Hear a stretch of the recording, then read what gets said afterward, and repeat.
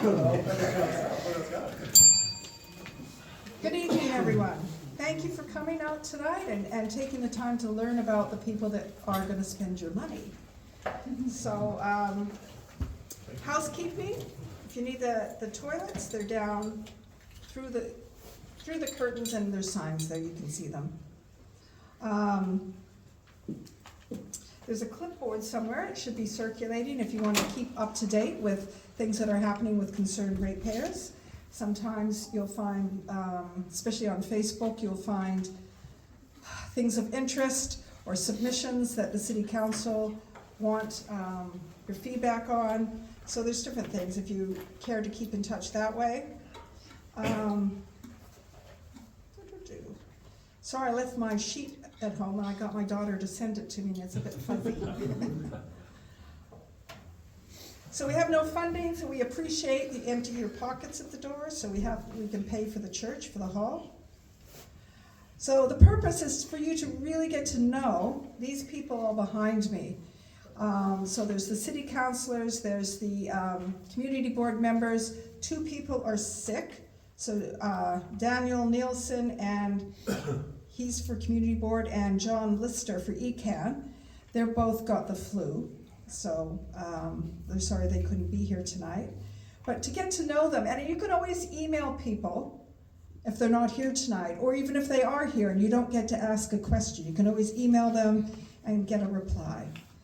So first of all, we will hear from the candidates. They will have 5 minutes to introduce themselves, what position they are going for, why we should vote for them, and I will give a bell at 4.5 minutes to give them a warning when to stop, and then the next person can get up and introduce themselves. And then we will have questions from the floor. So I think that's, did I miss something, Leslie? I do, okay. So we'll start here. It's funny, I don't know why, but this always makes me feel as though I'm in some kind of karaoke bar. So, hello everyone. Thanks for coming. It's great to see so many friendly and familiar faces here. For those who don't know me, my name's Ian Kearney, and I'm running as a candidate for council in the Heathcote ward. So the ward is it's my home. It's been my home for a long time. I was married not far from here at St Mark's in Opawa to my wife Carla, and we've raised 3 kids in Sumner, 3 teenage kids I should say, so we're still raising them, or trying to. Professionally, I have worked as a lawyer for the last 30 odd years, predominantly as a commercial lawyer with a little bit of property. I've also owned a business, employed lots of staff over the years with a particular emphasis on getting graduates started in law, because when I first became a lawyer, that was the biggest task I had to grapple with. And I've also acted and continue to act as an independent director on a number of boards, predominantly in the infrastructure area.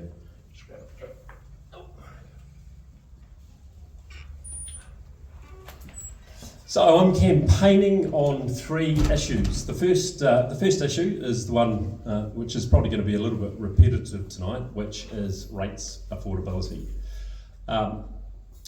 Even this far, I've had a little bit of pushback on that issue, because people tend to say, oh, isn't that the standard matter or issue that people campaign on? It's a triennial issue. But I don't think that's true this time. This time it's a little different. I mean, we're looking at rates increases that we haven't seen for over 30 years. We're right smack in the middle of a cost of living crisis, which exasperates that issue, the rates issue. And I was reading a document recently that was written by a guy called Nick Clark from the New Zealand Initiative. And what Nick Clark said is that councils around the country are facing unprecedented combination of issues. And he described what's happening now as ratepayers being mugged by reality. The reality, of course, being massive increase in rates, increase in council debt, and a cost of living crisis. So that's number one issue. The second issue is delivering local services. Now, I think probably most people here today would say that the council does a pretty good job in delivering, its services to its ratepayers. I think the critical point is that we need to make sure these services are delivered on a sustainable and on a commercial basis. A little while ago, the Infrastructure Commission released a draft report. Actually, it's not a final report quite yet. And what that report said is, it said on the good side of things, infrastructure in this country is in the top 10% of OECD countries for a percentage of GDP. So what that means is we're spending plenty on infrastructure. That's the good part. The bad part is that we're in the bottom 10% for value for money. That is, the infrastructure that's being delivered by our local councils and by central government is being delivered too costly. So that's something that has to change. How that happens, I've got a lot of ideas, and maybe we'll talk about that later. And the third issue is that when we're delivering local services and when we're making sure rates are affordable, we need to make sure it's on a sustainable and environmental basis. That is, that this planet is going to be here for our kids. And one of the things I've read recently, in fact, Phil Major mentioned it in an article, is the wastewater plant is currently being rebuilt by the council. Now, that wastewater plant accounts for 70% of the greenhouse gases produced in the city by the council. And 70% again being the critical number is how much the new plant is going to reduce those greenhouse gases by. So that's the sort of thing I'd like to focus on from a council perspective. Other than that, during the last 9 months since I announced my candidacy, there have been a bunch of issues that have been raised by ratepayers. The three first ones are probably the primary ones, but the one that really gets me interested is debt, right? So the council, prior to the earthquakes, had debt of zero. The council currently has debt of $2.2 billion, right? That is a big sum. 24% of all of the rates that are collected from us as ratepayers is used for the purpose of paying interest on that debt. And this is why I say we're looking at unprecedented time. We need people around the council table that have the skills to be able to deal with these issues. Increasing rates, increasing debt, increasing costs of providing services. Thanks very much. Do you want the other city councillor? Okay. Yeah, mix it up. Kia ora everyone, I'm Andrea Davis. I am running for ecan in the south, which is all the way around from Sumner, that's the Heathcote ward, Cashmere ward, Spraden ward, up and over to Governor's Bay, and all the way out to Akaroa, and all those little communities out there that really pay a lot of rates and they don't get anything for it. Basically, I'll just give you a rundown of who I am and what I believe. I grew up in New York and spent my summers in Vermont. My grandfather was the treasurer of Vermont, the dairy state. I went to university up there and studied water resource management, and I ended up finishing an anthropology degree down in New York. I met a Kiwi in 1987, surfing and windsurfing in Hawaii, and moved here in 1990. We got married in 93. I got my citizenship in 95, had our first child in 96, and I have 3 grown adult children. As I got older, I'm a landscape architect, and I am a designer, a contractor, and I also look after maintenance. So I do understand how frustrating it is when you want the city care guys working or not working. I get that. As I got older, I wanted to understand more about things like sea level rise and climate change, so I got a Master's of Landscape Architecture, focusing on displaced people due to things like sea level rise and disasters, it's coming in handy at the moment. And I just recently finished out at Lincoln a Master's of Environmental Policy and Management, which covered a wide range of topics, a lot of farm environment plan stuff, but also a lot of international UN conventions. And because I always did wonder, why on earth does the UN not work? So that was a really pertinent master's to have, and I feel it will help me a lot at ecan. So mainly, I feel very responsible And I'm very concerned about our water supply and the source, and keeping it safe. And I was just talking to Leslie about what's happening in Selwyn, because the nitrates are coming at Ralston, 322 million they're putting aside, and by the time we get to do that work, it might double or more. It's critical that we protect Christchurch's drinking water now. It's so important, and we actually can't just wait 5 years. It has to happen as soon as we start. So I'm hoping that we get into ecan with a good team of people, and we move the boat and we turn it around and we back off all those nitrates. The other thing is, with public transportation, it's different for ecan. Most of the rates that you're paying, on mine it's about 1,000 now, and it's 500 of general, so that's all the parks and all those testing and monitoring, which is not nearly enough of, because we want to find out where the dirty water is coming from, but we need more of that, but we don't have the money to do that. But the other part is public transportation. There's a big chunk of that. Like $400 of my rates goes to that. And I happen to take the bus, so I like it, but I wouldn't take $400 worth of buses. But I see it is important, because as we're growing, particularly out in the other districts, so we're talking about Ralston and Waimakariri and Rangiora, more and more people want to live out there, but they actually want to work in the city. So we need to find a way to move those people around, and it does fall on ecan. It also falls on City Council, it does fall on Waimak District Council, and it falls on Selwyn District Council. So those three councils need to work well together. And I feel that I can help in that, because I did study energy and transport at Lincoln. So that's it for me. And I look forward to the questions after.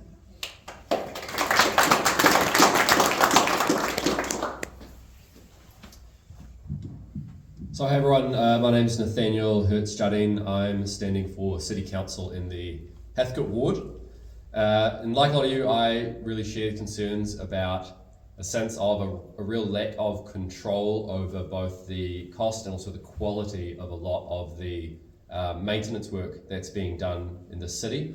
As part of my campaign, I've been doing quite a lot of door knocking, and I see this as an issue in every suburb in the ward, just as one example of a thing that I'm sure you've seen all over the place. Had someone call me the other day who lives over in Opawa by Ford Road, and they were talking about a pothole on the street that has been repaired now, it says 3 times in the last year. That a contracting company comes, they fill it up with gravel, and then they'll come back a few months later when it's not working again, repairing it again. Sort of questions that we have as ratepayers when this sort of stuff happens is, what sort of quality control goes on when council is contracting these services? What are the costs of doing a job 3 times poorly instead of doing it right once? And I think most importantly, who is profiting from the current way that we run road maintenance in Christchurch? And this is a problem all over the country, not just in City Council, but more broadly, it's a problem of a loss of capacity at government level to properly monitor, to properly do quality control and price control over the services that we pay for. One example of this, another one I've encountered when I worked as an organizer for the living wage movement. We were trying to understand how it was that at our country's schools, we had cleaners at the schools that were getting paid so little, even though the contract price for that cleaning was so high. I talked to one of the someone who used to be a principal of a school in mid-Canterbury about this.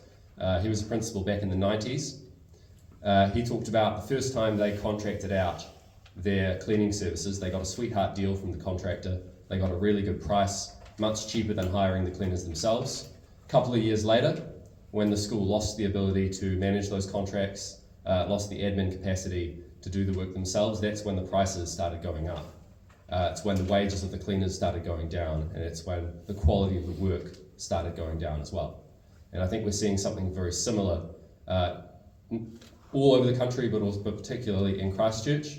It's something that I'm very committed to as a council candidate, is trying to bring a lot more of our maintenance work in-house as a way of trying to bring down costs, so that we aren't farming out almost all of the contracting work, all the infrastructure work that we're doing to private, often multinational companies. Instead, we're building up that expertise in council so that we can do some of that work ourselves and also hold companies more accountable when the work isn't being done well. That's one aspect that's really important to me that I think in the long term will have an impact on rates and will also improve the quality of the work in our city and position us as a city to have a lot more expertise for the challenges that are coming to Christchurch. So I'm really keen to chat more about this, really keen to take questions from people. Thanks for organising this event, really appreciate it, and looking forward to talking more. Thanks everyone.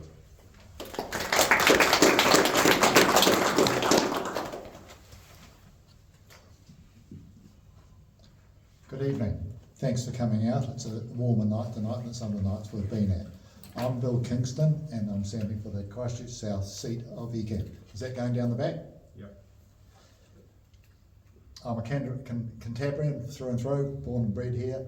Grew up on a family farm near Ashburton, which I managed as a sheep, beef and then a dairy unit.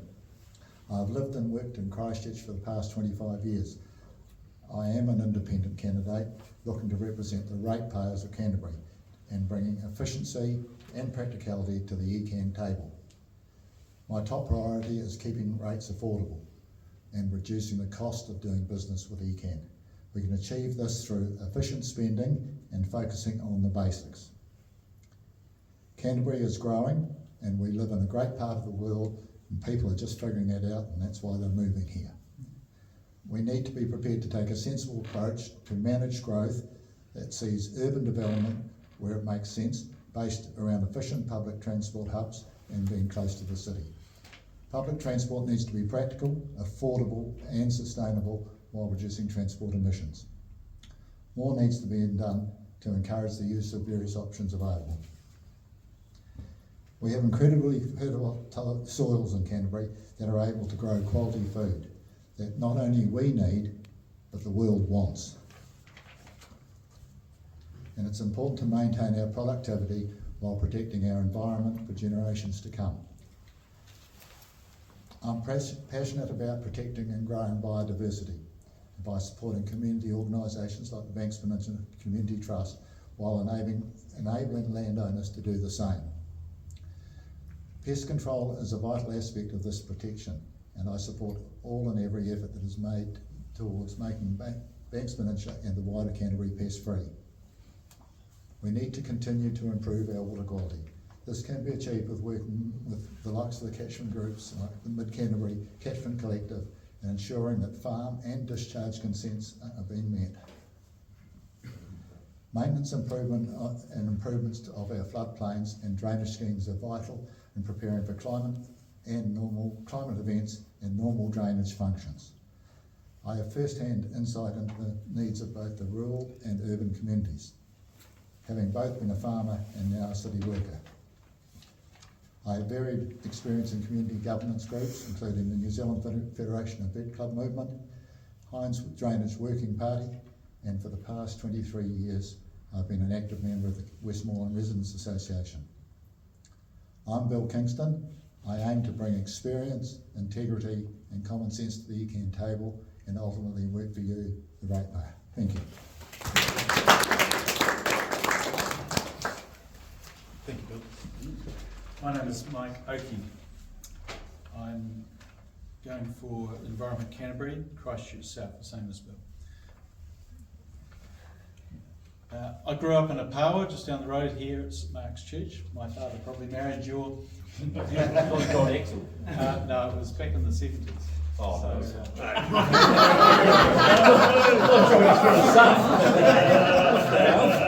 It's not that old. Also at Hunsbury as well. I've been self-employed. I've worked in the building and building service industry for 40 years. During that time, I've had the pleasure of also working for a year in Environment Canterbury, looking after bringing all their staff into the Environment Canterbury building when we built the new building, and brought them all in from the periphery sort of spots around after the earthquakes. And this was quite good because I got to go around every department of Environment Canterbury and find out what all of them did. and there was some great things that they were doing, and there's also some things that they could probably improve on. What is my policy? So I guess I'm a ratepayer, and like you guys, so my biggest issue is probably rates, because I feel that they are spiralling out of control. We've had a 13% rise there. Environment Canterbury only collects a smaller part of the rates that there is in the main take. So it's a case of saying, well, you know, if we want to push those rates down or keep them from going up, how do we do that? And one of the ways that I feel that we can do it is by having a bus system that doesn't have buses driving around the city endlessly at night with nobody in them. So we still want to provide the service because, you know, people want to use buses, and if you provide a service, then people will come. So what I want to do is to try and change that service to an on-demand service in the off-peak period. This service is getting run down in Timaru, and it's been really successful.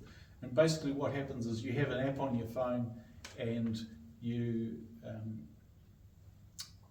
go to your bus stop, you send a message to the central controller, and it sends you either a minibus or a taxi to you, and it takes you to where you want to go. Now that might seem crazy, because why are we picking up someone in a taxi or a minibus for a short trip? But if you take what it costs to run a bus around and around the city with nobody in it, at probably $100 an hour, a couple of taxis every once in a while doesn't seem much. So that's how we do it. Now, bus services cost about $125 million a year. There are 13 million trips a year. That works at around about $9.60 per trip. So when you get on the bus, you might pay $2, but it costs $9.60. The rest of it is supplemented by your rates and the government. So the off-peak period costs about 26 million. So even if we can chop that in half, and maybe that costs 13, we can save about 13 million from that. And that can reduce your rates down for, for a period of a year or two, sort of thing. So it makes it a bit more palatable, really. The other thing is, I just want to make sure that we've got a really good flood protection system in our city. At the moment, when it rains, there's a lot of issues and things. We have a lot of Loess clay going into the rivers, which we want to try and avoid, because once it's in there, it's there for good, and it kills the fish and things. So we want to try and make sure that we've got really good filtration of stormwater systems going into the rivers, and the water retention system that is around the city actually works properly, so that when there is a flood, we don't flood all the way around the Heathcote River like often happens. It's a lot better than what it used to be. I remember when I was a kid riding my bike through 2 feet of water around the Heathcote River. It was great fun. But I'm sure the people who lived there didn't think so. So yeah, to try and reduce that as well is great. Thank you very much.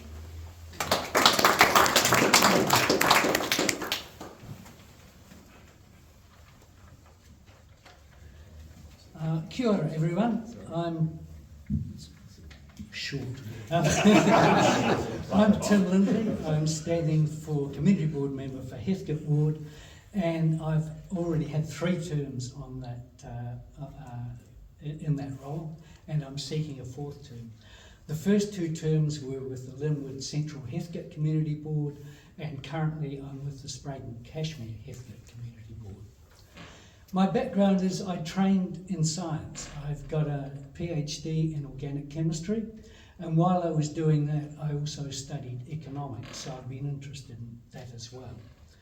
My first job was with Clinical Biochemistry Department at Christchurch Hospital, and then I moved for work out to Lincoln for the New Zealand Institute for Crop and Food Research, and there I started off as a laboratory manager, then became leader of a team of scientists, And for the last 12 years of working with them, I worked as a business manager, business development manager, looking after the business aspects of a research institute, but also working with businesses all over New Zealand, food manufacturing businesses, helping them become more efficient, using science to do that, and also and especially helping them get into export.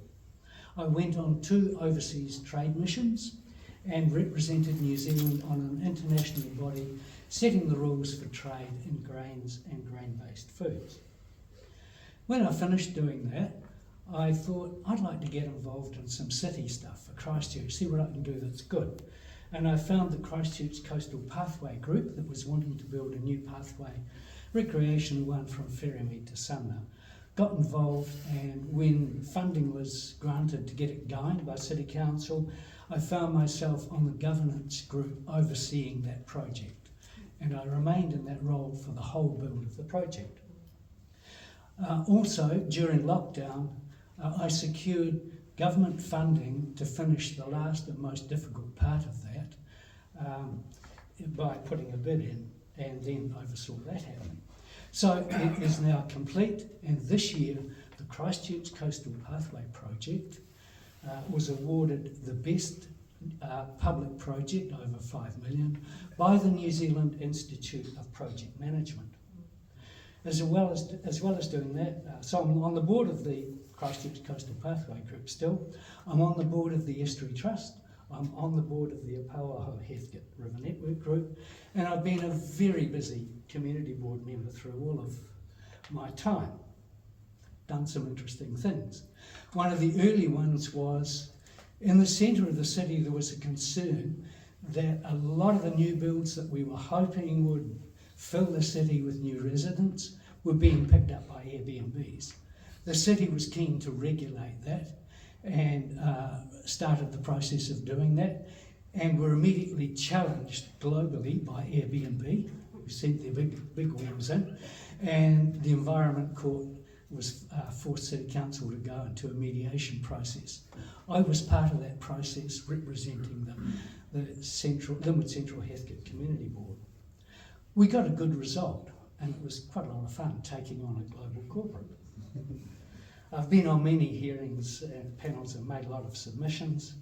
I've chaired the Hagley Park Reference Group, which was all the users of Hagley Park meeting with City Council and working through a whole lot of curly issues with them. I'm currently chairing the Taylor's Mistake Batches Working Group, and I co-chaired with Yanni Johansson the development of the Lower Heathcote Guidance Plan. That plan now has funding, and so I'm working with the council project manager who's doing that to get that thing underway. I'm actually passionate, and always have been, about good project management, and you get a lot of projects coming to you at the community board, and I like to see that they have a sensible purpose and vision, that they have an excellent plan for achieving it, and that when they go through the process that they do it well, and that check that it produces the results it's supposed to. And if it doesn't, I ask questions.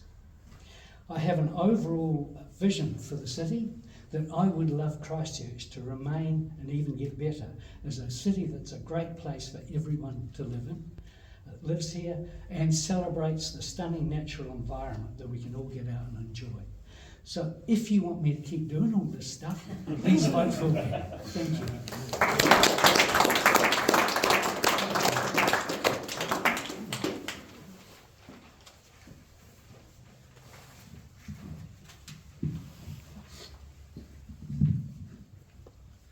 Good evening, I'm Nick Moody. I live in Summerfield with my partner, and I'm standing for Environment Canterbury as an independent. I've been in Christchurch all my life, born here, went to Cashmere High School, and I studied out at Lincoln University, studied Bachelor of Resource Studies.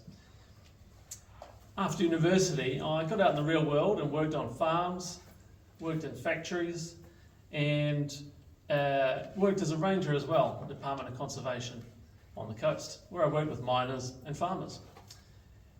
After that, I went and worked at ecan as a pollution prevention officer to try and clean up our rivers and ensure that we had good workable laws that were getting good results.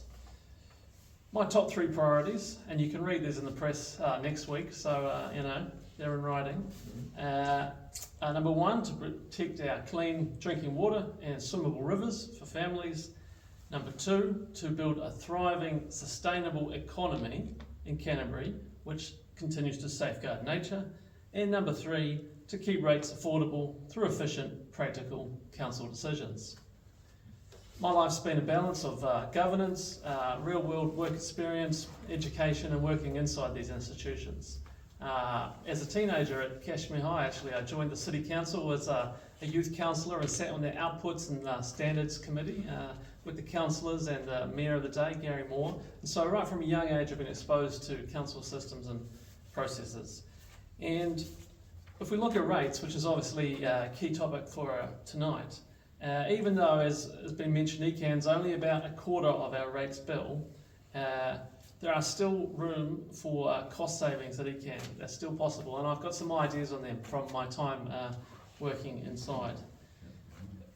If we look at that ecan bill that we get as ratepayers, about 3/4 of that goes on stop banks and buses. So the stuff that you think of with ecan, or a lot of people do, around resource consents, dairy farming and freshwater, that's just a quarter of our rates bill. It's 1/4 of ecan spending.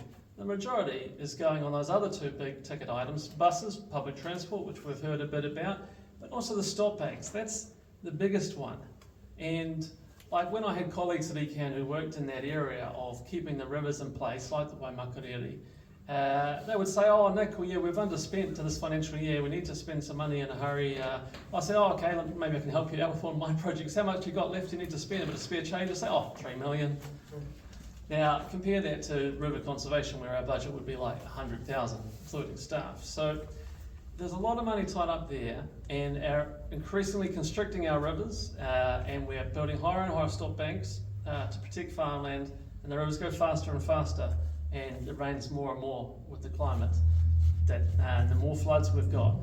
The rivers with more energy bust down through the stop banks, go across farms, and then there's a cry to build even bigger stop banks.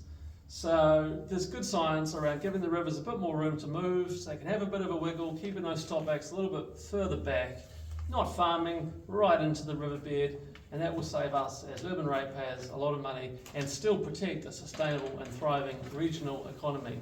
So as an urban elected ratepayer, I'll be looking to ensure there's a good balance there, casting a fine eye over that balance between flood protection, which obviously we need, like Christchurch, we don't want it flooded, the cities, the towns, and the areas where maybe a bit of water on the paddocks is not the end of the world and it doesn't justify the big costs. So that's one area of potential saving that I've identified. Another one I'd mention would be the staff creep. So under the commissioners, one of whom I'm good mates with, there was a staff cap of 330 at ecan.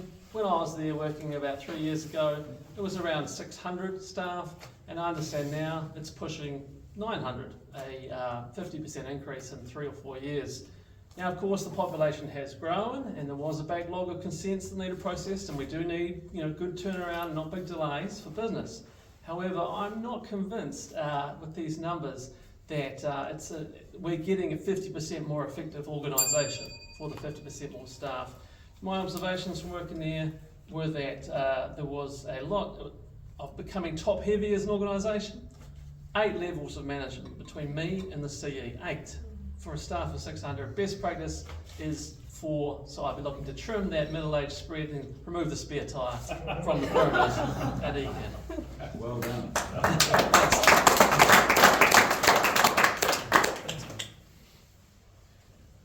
Don't mind me, I'll just bring the TV screen in front of everybody so I can actually see what I'm reading. Kia ora koutou, my name is Mananu Ramsden and I'm standing as your independent candidate for South Ward Environment Canterbury. I come from Kokorarata, Port Levy, where my whānau and I have spent decades fencing rivers, restoring wetlands and planting millions of eco-source native trees to heal our landscapes. I was proud to be the world's first council-appointed cultural land management advisor, where I served for nearly 6 years at Environment Canterbury, a role recognised to the need to bring mātauraka Māori and sciences together to develop practical solutions for land and water. Since then, I've worked nationwide in climate adaptation, freshwater policy, biodiversity restoration, and today I own and operate my own environmental consultancy here in Canterbury. This lived experience alongside my professional work grounds me in what matters in this region. I know firsthand the challenges for caring for whenua and why, while balancing the needs of whānau, farmers, businesses and communities. My three main kaupapa, my three main projects, should I be successful. First, protecting regional economic stability. Just like we've heard many times today already, rates are increasing and whānau are feeling the pinch. Yet we rely on regional core services, as Nick has just mentioned, like public transport and flood protection, to keep our communities safe and connected. I'll fight for smart investment that keeps our economy resilient without unfairly burdening our ratepayers. The second, protecting against this climate crisis. Canterbury is the front line of floods, fires and coastal erosion. I know how critical it is to prepare wisely, plan long term and act decisively to safeguard our whenua and our people. Third, ensuring healthy water and a thriving biodiversity. Canterbury's water is the most precious yet contested resource. For far too long, declining water quality of our rivers, lakes and aquifers have been put in the too hard basket. Our drinking water, our food production, our recreation and our cultural identity depends on it. I will push clear standards, better monitoring and practical action that lifts water quality across the region. Alongside that, I intend to drive a 10% increase in biodiversity, restoring wetlands, protecting native habitats, and working with mana whenua and community groups just like yourselves to protect our national treasures. Although I am young, I bring extensive governance experience. I've chaired my papa te purunaka, that is Te Runaka o Kaukau Rarata, served on many governance boards like Te Runaka o Kaitahu, and alongside many, many different companies, of which one of that I own. I know how to make tough decisions, balance competing pressures, and to keep sight on the long-term goal. I'm also a proud papa, partner, and so my motivation, just like yours, is deeply personal.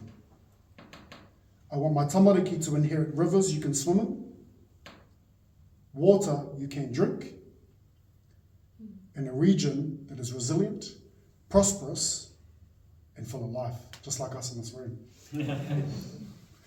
In this election, you have a choice, e hikama, business as usual, or strong leadership with long-term vision. I'm asking for your support to bring fresh energy, strong governance, and environmental expertise to Canterbury. I'd be honoured to earn your vote. Yours truly, Mananui Ramsden.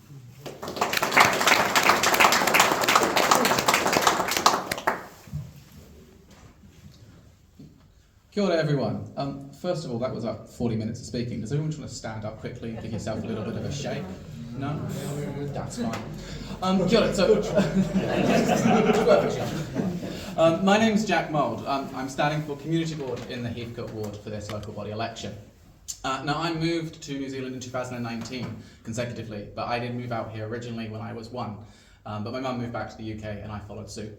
I've always wanted to come back out to this city. It's the best city in the world. It always has been, and I believe it will always will be, especially with the people that we've got in charge and going forward, hopefully. In 2023, I was lucky enough to buy my first home, so I understand the tightness that rates are causing for people. As somebody who has a brand new mortgage and is on sole income, I know how tight rates can be and how much they can increase the little money that we have spare at the end of each week. I've got 3 main priorities in this year's election that are help and support small local businesses. I'm a small local business owner myself, owning a company called Jack's Critters. So I understand the struggles that businesses are going through at the moment, but I know the value that they add to the local communities around them. I know the joy that they bring, and I know the connection that they create as well. I've been out speaking to them to find out what we can do better to help and support them. And it's real simple things as well. I spoke to, you'll know, the fish and chip shop guy in Sumner. He's got two really simple aims. He wants better bins outside so in the busy period the rubbish can actually be contained and doesn't get overflowing, and for those parking in front of his stores to be regulated, because during the busy period people park in there and they jump off to the beach, and then he loses out on those customers coming in for a quick fish and chips for those locals. So those are real simple wins that we can do for small businesses, and the elected members should be trying to help out where they can. The second one is the environment. My business is around animals. I'm a huge conservationist. I've done work in the UK, South Africa, and over here. I want to continue that work on the board for you guys. I want to look after our river. I want to make sure we're planting native plants and helping bring back native animals into our ward and protecting them when they're here, and making sure our Port Hills and hopefully the rest of the city becomes pest-free. Third and finally, it is safety. We've got a lot of talk about public transport and other issues. One of my biggest things when it comes to public transport is I don't really care the frequency of them until people are feeling safe using them. In 2023, I pushed City Council and ecan to make our public transport safer for all communities.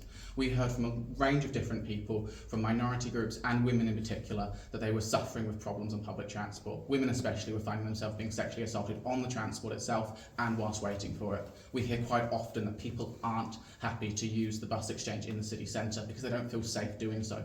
That is a priority for me. I want to make sure that every single person in this city feels safe, as it is their right to do so. So I want to make sure that with the Heathcote ward, we become the safest place to live and everybody feels safe living here. Now, I volunteered with multiple different types of organisations during my time here. I currently sit as a trustee on Christchurch Pride Charitable Trust, where we've just had the biggest pride in the country's time. That has helped small local artists, venues, businesses, and created fun atmospheres for everybody to partake in. I coach an inclusive touch rugby team to get people outgoing that wouldn't normally be out there. I volunteered with the Red Cross, helping refugee families settle into our city and become a part of our society. I want to go that step further now. I want to help represent you. This role isn't about me. This role is about you and your needs. I am a representative to speak for you, so I want to hear from you. I'm looking forward to the chances of you guys asking me questions and me getting to know what your priorities are more. And then hopefully I'll be able to do a good job on the board and represent them. Thank you for listening to me, and hopefully I get your vote.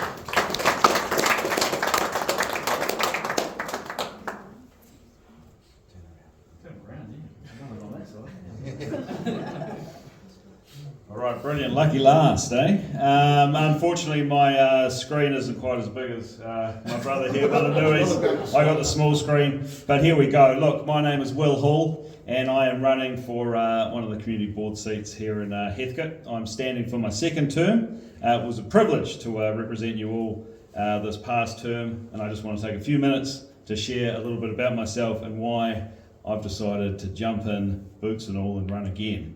Now look, I do love this part of the world.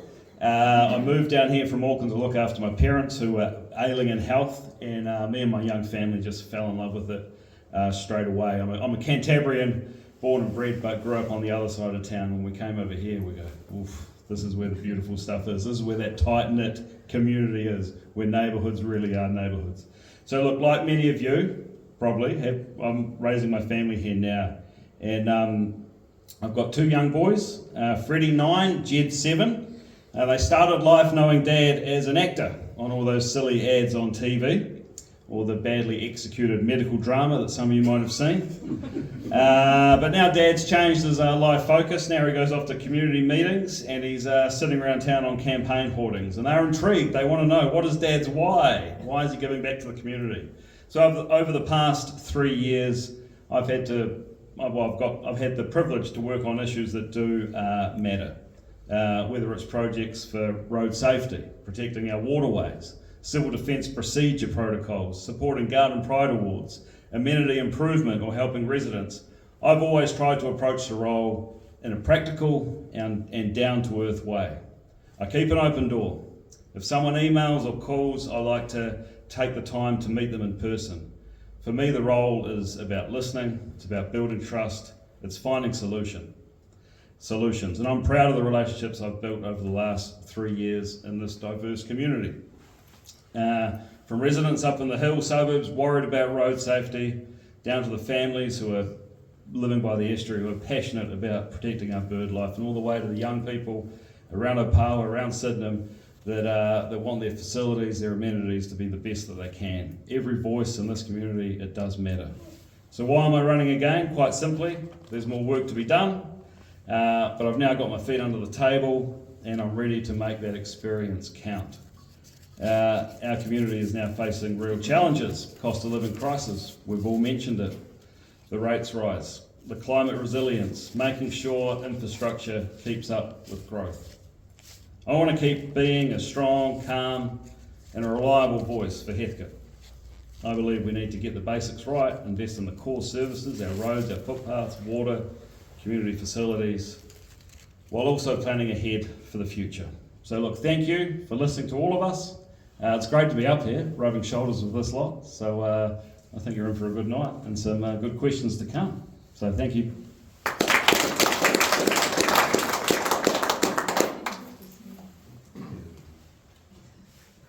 I think they all deserve a big clap because this isn't a speech competition. This is, and some may not have practiced, you know, but may have shown a bit of nerves, but they're here. They're brave and they stood up. So give a big clap. So now it's time for questions. So we do have a roving mic. If you guys don't have questions, I have a ton. But hopefully you guys have some questions. There's a man. And we ask that candidates give 1.5 minute response at the most, and please direct your question to somebody or a group or all of them. Thank you. I'll make a statement first. You've inherited a system in Christchurch and Canterbury that no one can afford anymore. It's as simple as that. Containing the rates is not simply enough. You need to take drastic measures to remove the debt and the rates. That said,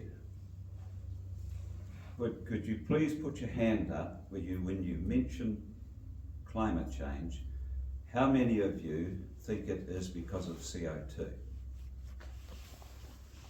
Some of it, some of it. There's other gases. Then you need to educate yourself. Because all you're doing is repeating what you've heard on the radio, on the TV, and that's why there's no debate on it. You don't debate things that you don't want to hear the other person's opinion, and those other person's opinion happen to be right. The United Nations doesn't work because it's a corrupt organisation.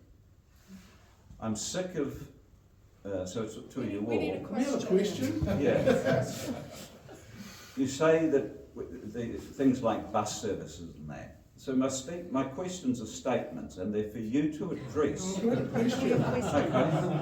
Why should I have to subsidise people that take the bus?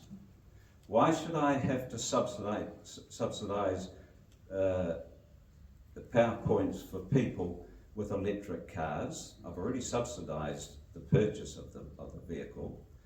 Why should I have to pay for people to put in more rubbish bins? Why don't the people just take their bloody rubbish home? So you're either going to treat them with kid gloves, and why should I have to tolerate 900 people in ecan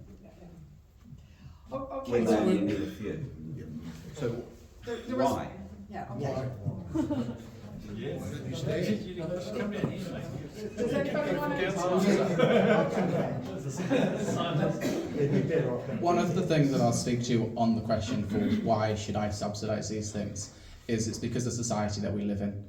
Why should I subsidise somebody else's health that's going through cancer? Why should I subsidise education for a child? I don't have any children. Why should my taxes go to that? Because I want to live in a society that works for everybody, that supports everybody, and that thrives, and that's the why.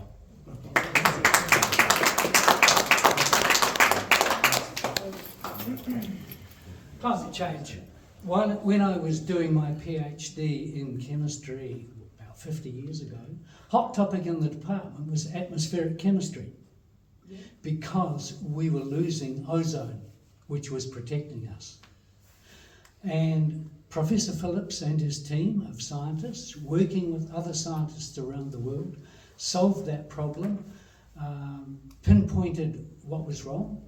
and through the Montreal Protocol, banished the use of polyfluorohydrocarbons in.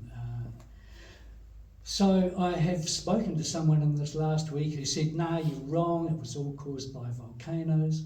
Well, there happens to be only one active volcano in Antarctica where the hole is forming, and it's a very quiet one. So there is a lot of nonsense out there. Science is about the business of not just thinking of theories, but testing them, and if they're wrong, dropping them. The world is absolutely chock full of theories, and if you go online, you'll hear all sorts of unproven theories about all sorts of things. And that's what people are consuming, and unfortunately, a lot of rubbish is being taught. So I take things very seriously. I think about them carefully. I study them, and I like to see evidence that they've been proven. Thank you.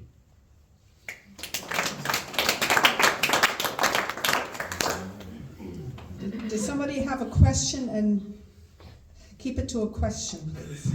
I'll keep it to a question this time. One of my concerns in Christchurch is the increase of crime, such as retail crime, with businesses having people steal from them. And I myself have witnessed someone steal from a shop and just run past me, and it's quite disconcerting.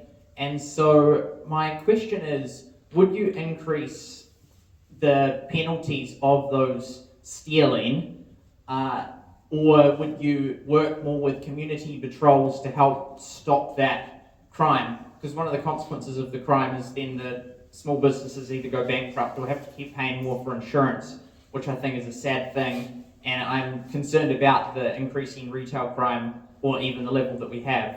What would you do to address that or reduce that? I don't think this is really a council question. It's more of a central government question, a policing question. But if anyone has a... Yeah, a lot of that around the sentencing and policing, unfortunately, is central government. I do think that local government plays a bit of a role, and it's around the way that we design our city. So the police response, of course, that's what happens after the crime occurs, right? And so a key question for us when we're looking at particularly the central city is how can we make it, how can we make people less likely to do the retail crime in the first place? One of the big problems with our central city at the moment is it's pretty empty. Like, not a lot of people live there compared to, it's really because of the earthquakes, but it actually goes back before that. When you have a very underpopulated city centre, that means that there are a lot of times of day where there's very few people around, very few eyes on the street, and that's one of the things that makes an area more crime prone. So there's a long term, it's not a quick fix, but I really want us to get a lot more people living in the centre of town, a lot more mixed use development, a lot more affordable residential development in town. We know that in those more crowded community areas, you have less crime. Thanks. Just quickly, on the Waihora Community Board, we do actively speak with those community watch groups, and we fund them and we talk to them, and we do the best that we can by them, and they'll continue to come to us, talk to us, and we also keep in contact with the police. And the snap, send, solve, the squeaky wheel gets things done. We make sure any problem areas, Tim can talk to this one, the tennis club up near you, we made sure we had patrols there, so we can do our bit from community board level.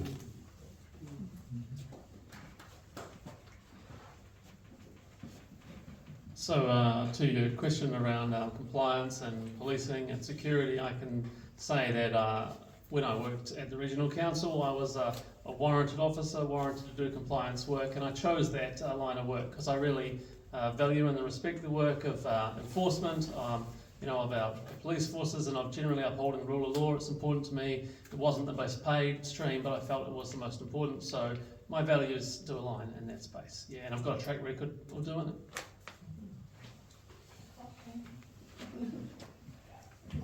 As I'm going to go on a limb here, the only one who actually works retail, and I work for a company, Kathmandu, which I see most of you is wearing, so pretty good. I deal with retail theft all the time and have to put up with it all the time. It is a huge problem in our society. I personally don't think harsher penalties will help. The statistics outside and looking at other places don't show that. I think we do need to address the issue with more patrols or safety measures to go in space, like CCTV. Having a more indent city centre may help with city passes, but like places further out won't be helped by that.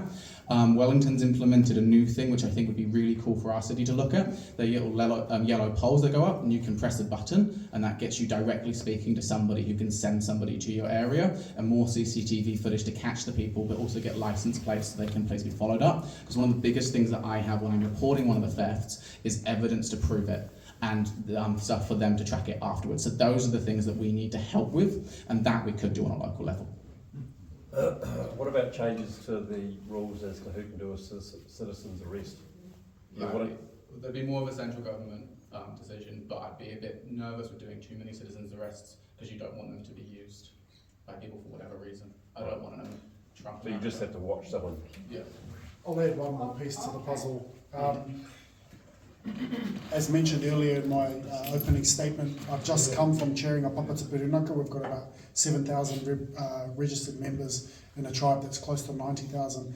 And one of the only offerings that I can add to strengthen your pātai ehua, your question ehua, is if there is a spike in these kinds of crimes, and I'm pretty confident it's not just in the retail sector, it's also a reflection of our communities in a time of severe hardship. And from my experience over the hill in Port Levy and also in some of our more challenged neighbourhoods in Christchurch, it tends to come out in wintertime as well, when families are sacrificing whether they eat or they send their kid to school.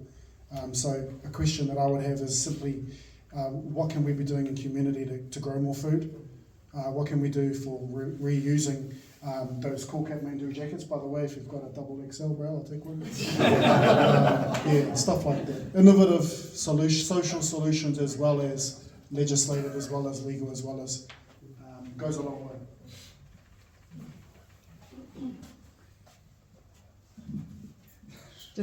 Okay. My question is around the homelessness, and we're seeing a lot more and more people who are definitely dripping below the poverty line.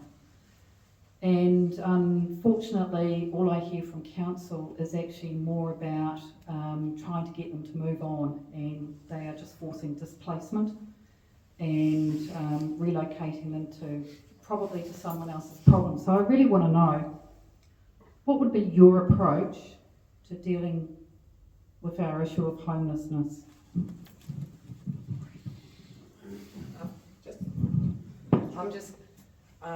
This is not an ecan question, but I did grow up in New York, and one of the problems is with homeless people is, unfortunately, as a human that cares, when you see a homeless person, it actually feels something, right?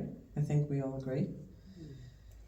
And if that's constantly, if you constantly see them and you constantly feel it, what happens is you turn yourself off and you stop being a human being. So it's really important that I actually go up and I try to talk to them and find out, how are you okay? And you know what, it turns out a lot of them are actually just had a really tough time. And they had terrible parents, and they had to leave home, or they got into relationships that were bad, and they got into drugs, and it could have been anyone, really. So that's all I'm going to say about that. But city councillor, what would you do? Well, I think there's a concerning connection. Oh, can't you hear me? I suspect there's a concerning connection with homelessness and mental illness. So I don't think there are any easy answers to that at all. I think it's probably going back to the grassroots and seeing, how this happened, as opposed to simply moving them on from the shop outside which they're living. Did we not leave them in the locations where they were, and then we decided that we didn't want to have them, and then we put them into the society in the 70s or 80s, wasn't it? Are we still dealing with that? Yeah, when we deinstitutionalised people with mental illness. Yeah, so we're really looking at the mess that left. Yeah, quite possibly that's the case, yeah. It's interesting. I think mental illness and of course drug use, yes, that plays a role in homelessness, but it's really important to recognise that we see homelessness go up when economic conditions are bad, when unemployment rises. So a lot of people are homeless actually for economic reasons. I think it's really important to recognise. And also underlying that is really just ultimately a lack of affordable homes in the city. So I think that is a really serious issue as well. And one of the big problems that we have as a country when we try and house people who are in trouble is we often create mini ghettos when we do it. So we'll create a complex of 5 or 6 homes altogether, and it can often be very dysfunctional. I think what we need to start doing as a city is putting more investment into housing, so that when as a city we invest in housing, it's not an entire block of people who are really, really struggling. There's some that are at market rate, there are some that are affordable, there are some that are social housing, so that we're trying to deal with that issue of housing supply, but we're not ghettoising people at the same time.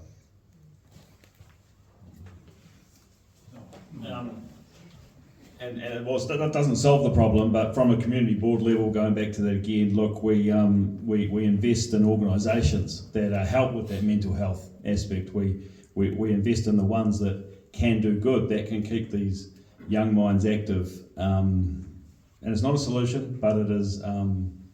It's helping the process. Keep our at-risk youth active and motivated. Keep them busy. How do you propose doing that? Well, we have a lot of people come to us for funding from the limited budget that we do have, and we'll invest in the ones that are proven to do good things in the community, the youth hubs, all these things. We do a lot of work in the neighbourhood. We do the Waltham Pool Party. We don't just that's smaller things that we're putting in basketball courts. We're trying to keep the mind busy. Keep that mental health. It's not a solution, it's just a... Could it be a reflection in the sense that there's not enough government funding for people who are, mentally unwell and living on the streets? I'm just talking about, before we get to that point. Yeah, I don't have an answer for that one. Okay, it's not clear. Is it okay? Or? Oh, okay, if you the last one. Come on, you could have said it by now. Spit it out, man. Just don't want to be rude, got a hostess and respect the rule and order of the house. Homelessness can be connected, as we've heard, to unemployment, can be connected to mental health. I've worked as a carer for adults with intellectual disabilities, did that for a few years. I've worked in factories, as I mentioned earlier. And obviously there's been a big change in our society, like you said, sir. People are out of the institutions into the street, and also a lot of that kind of blue-collar, unskilled work, which was used to be done by a lot of Kiwi blokes, and now there isn't that work there anymore. Now, I'm a big champion of manufacturing, of different economic opportunities in Canterbury. I see that at the moment a lot of our eggs are in one basket with our dairy farming, which, having mates who do it, it's quite low staffing numbers. You can just do it with a couple of guys and a lot of tech. I'd be, as a councillor at ecan, really supporting us to diversify, not have all our eggs in one basket, have more factories, have your solar farms, have your forestry, have your dairy farms, have your orchards, your tech economy, just creating that employment options and trying to bring back some of that lower skilled work, because I do think there's a connection between people being out of work, because it's too hard to do business here, and ending up on the street, which isn't good for your mental health. Okay, I have to give my 2 cents worth in now. Young people not being able to read, that's a huge issue, and community has been mentioned many times, so if people can donate their time to go into the schools and help someone learn how to read, because the teachers don't have the time. And my adult son met somebody in the graveyard sleeping. He was going to commit another crime because it was better in prison than being free on the streets. I do have a question about flooding, but I will give it to you now. Thank you, Diane. Because, whoa, that surprised me. Yes, because it's appropriate. My question is a follow-up question. This is for the entire panel. It's a yes/no answer only. I only want to hear a yes or a no from you. No. No. I'm a lawyer, there's no such thing. I am anticipating that some of you will break the rules, which is why I was going to make the rules first. Now, CCC staff in the social housing space are looking currently at some visionary work, and one of the questions they're putting out there is whether elected members would endorse a 1% loading on rates, which is $7 million roughly annually, to help support the development of more social housing in the city, given that our 50-year-old stock is now due for regeneration. My call and interest personally is that we make that a 2% impact on rates, and not necessarily a rates rise. 2% just means 2% of the rates, being $14 million of the operational cost. Would you, as both a CCC member and an ecan member, get behind endorsing that call to action? I'll start. So, Just yes or no? there's no such thing as a yes or no. I mean, you've got to give more context to that. You need to show, right, what difference that's going to make. So let's increase it by 1% to 2% is irrelevant. What you need to do to show to me is what difference that would make. Because there's absolutely nothing making it. I'm in a similar boat. I find it very hard to commit to a policy that I'm hearing for the first time. I think it's an interesting idea. I'd like to hear more about it, but I can't just give a yes, no. Yeah. So that's $150 for me on my rates, because my rates have doubled, so now. Sure. And I pay $150 a week in rates, and you guys probably do too. So, given the person that I am, I probably would say yes.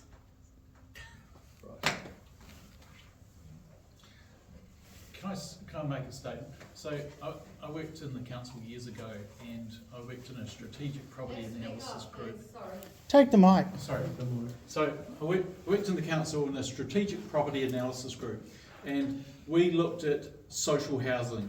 Back then there was 2,600 houses, and the problem they had is they were charging the average person about $100 a week to stay in the house, and that was totally unsustainable. That it was costing about $120, $130 a week to actually maintain that property. Okay, so because they had an aging stock and they had to keep replacing it, and they weren't doing that. It was just getting older and older, worn out, and they were losing money. And so what they worked out is that about 95% of the people who were in these houses were actually on a benefit, which is fine. So what they worked out is that if they increased the rate from $100 to $150 a week, that money would have come out straight out of the government, because the government would have had to increase their benefit to match that 30% of what they were getting paid. So they wouldn't have had to pay any more money. But there was a very small group, about 12 people, who stood in front of the council building and protested, and they were workers. They were working people who were living in those houses, and they didn't want to pay that extra money because they would never have got that subsidy. And so, because of those people, they could not push that price of the social housing up, and therefore they could not build more housing for the populace. So what the council then did is they took the whole social housing portfolio away from the council, and they set up an Otaki housing Otaki housing, and they can do whatever they like, and it's separate from the council, and they don't get protested against. Thank you. As a ratepayer, I have no problem with your idea of 1% as long as it's well directed, but in the view of the comments about rate caps and things, what are we going to take it away from? Yep.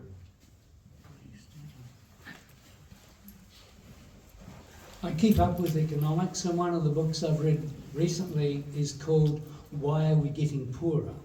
By an English economist who talked about civilizations from the beginning right through to now, how wealth was created and where it flowed.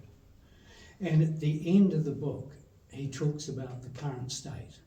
And the current state we're in is, for the last 30 years or so, wealth has been flowing upwards, and it's been flowing upwards to corporates and all sorts of vaguely international bodies, who knows where. And I think a lot of the problems we've got relate to increasing poverty because of this flow upwards. And so we need to think big picture. And for me, thinking big picture about running the city is that rates are insufficient to fund everything that's required to have a really good city to live in. We need more government support, and for the government to be able to create that support, probably the quickest and easiest answer is a CGT. Thank you.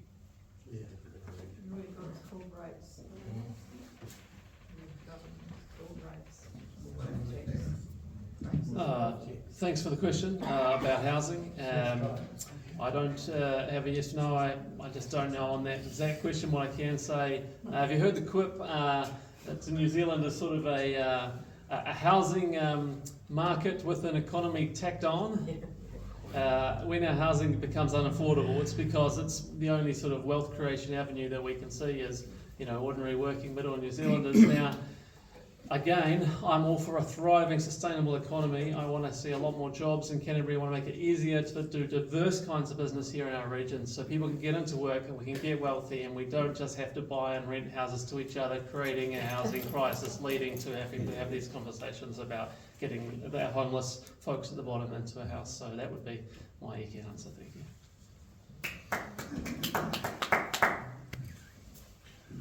Kia ora, it's pretty simple for me, and irrespective of the topic, governance 101, I need more information.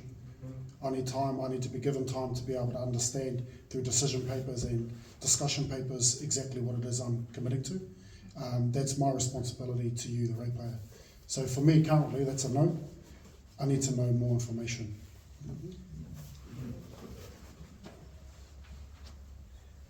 Very similar to the last one, would want to know more, but in principle, yeah, sounds pretty good. Well, I'm going to be the broken record, and I want to know more too, Don. But look, a bit like Andrea said, because of the sort of person I am, I'd find it a compelling situation. 1% of sounds more palatable, but yeah, look, need to know more. So at the moment, don't know.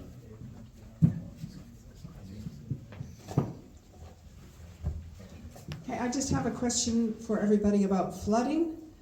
So there's different rivers that the city council are in control of, and then ecan, it's the bigger braided rivers. Years ago, they used to clear the rivers of man-made debris and natural, broken trees and so forth to help the water flow.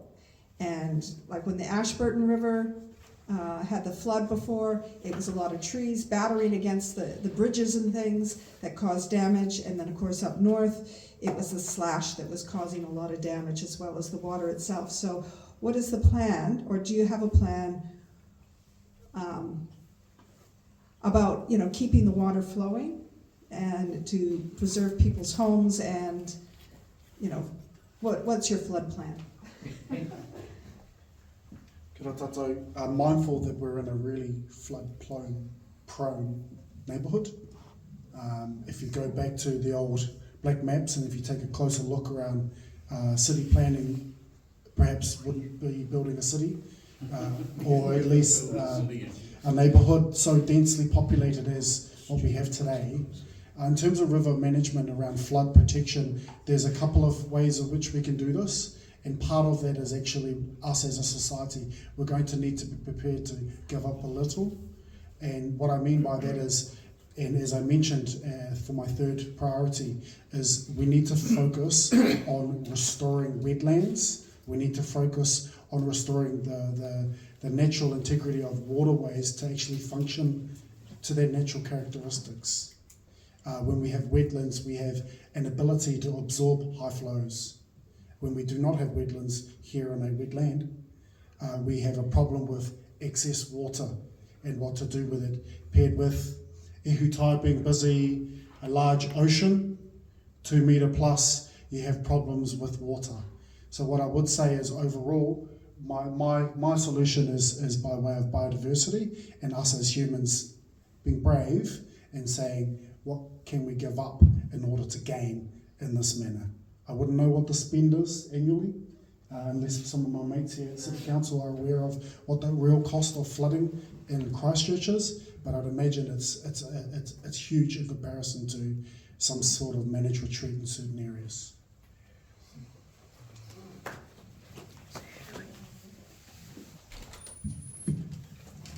We're actually living in the middle of quite a good example here, because one of the things that happened after the earthquakes was a project that I got involved in called the Land Drainage Recovery Program for the Opawa Heathcote River, because that river was flooding frequently, houses were being flooded above floor level, huge insurance costs, etc.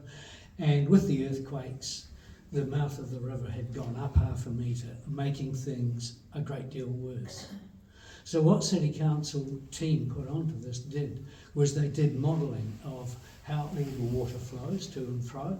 There were plenty of people out there who, I know the answer, but they wanted to get it right.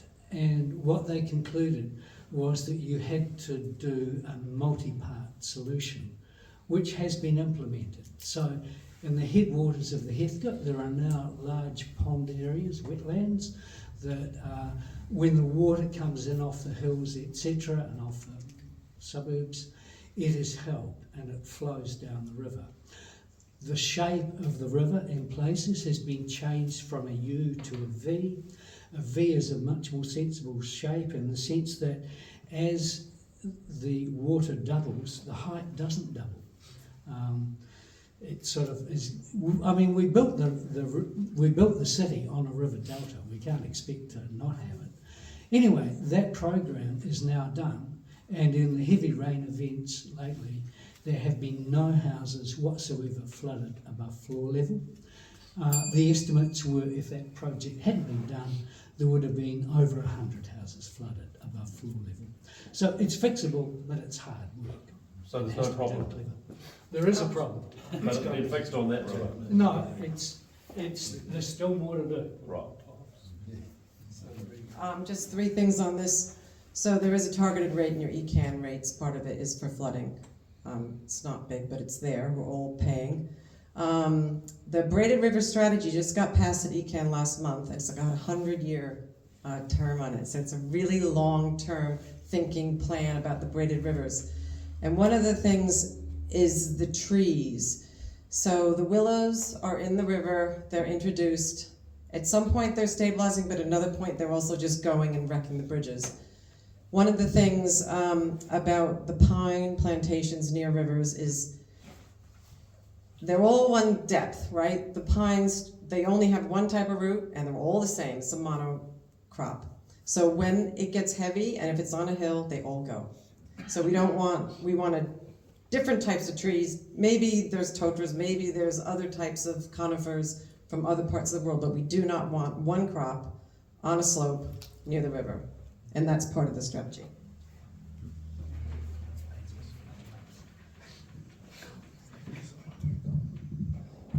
So, as you heard me talk about in my opening 5 minutes, I do think there's an opportunity to manage flooding better in Canterbury, to protect towns, to protect major assets like bridges, like that Ashburton Bridge, but to look at where there are opportunities so that ththose big braided rivers, the Waimakere, Rakaia, Rangitatas, opportunities for them to spread like they used to. You look at the satellite images and we've really constrained them down over the last 100 years. They're a fraction of the old floodplain. They get a lot of rain and they're going to get more, and they try and reoccupy that old floodplain. And now we're farming in the riverbed, and there's pressure on ecan, massive pressure from rural communities and landowners to spend a lot to protect those paddocks that are in the riverbed. And perhaps we need to make some of those hard calls about letting the river expand out in some of those areas so we can put our money into protecting places like where you've got your towns. The example we heard about from Tim here on the Heathcote River, that was a project that I was involved in, worked on for 5 years at ecan, collaborating with the council who built those stormwater ponds at the AMP showgrounds that are working so well, that are holding back a lot of water that used to be flooding homes in the lower Heathcote River. And my part of it, ecan, was ensuring that they also functioned to make the river healthier and took out heavy metals and dirt and other pollutants coming out of Wigram, Sockburn area, the factories. So now we've got a healthier water quality and less flooding. Good bang for buck, putting our money there and letting go on some of the areas, because we can't do it all with our cost of living crisis.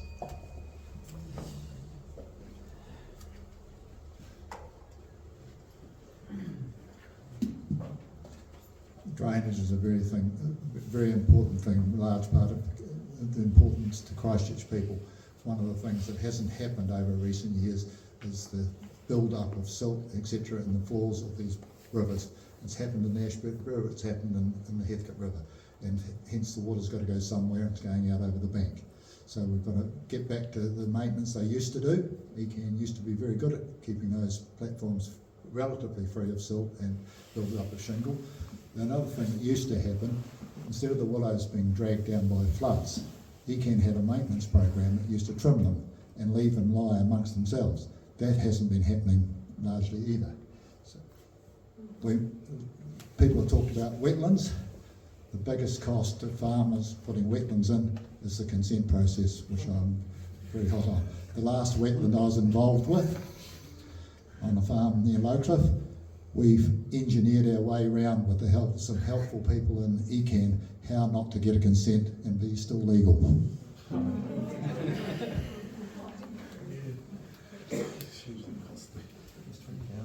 Did anyone watch Jurassic Park?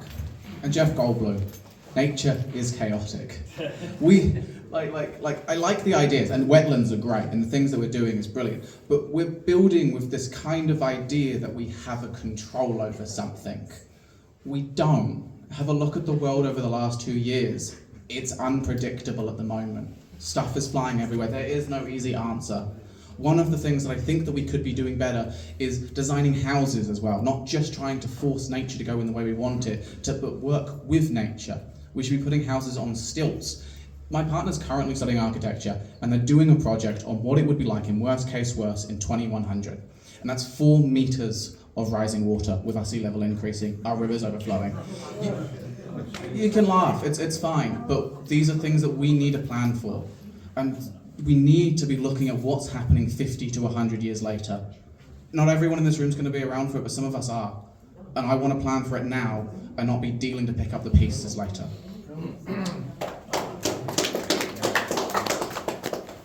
Okay. Anyway, it's been long enough, so thank you everybody for coming. Why don't we just have all the candidates stand up for council, the 2 of you, so you can remember who's who. Now, community board members, stand up. I remember there's 2 that are sick, and then all the ecan people. All right. We have lots of us. So you can always contact them through email or phoning or whatever. So thank you for coming tonight. Don't forget, we want all your money and your signature on our thing if you'd like to get more information. Thank you. Thank you.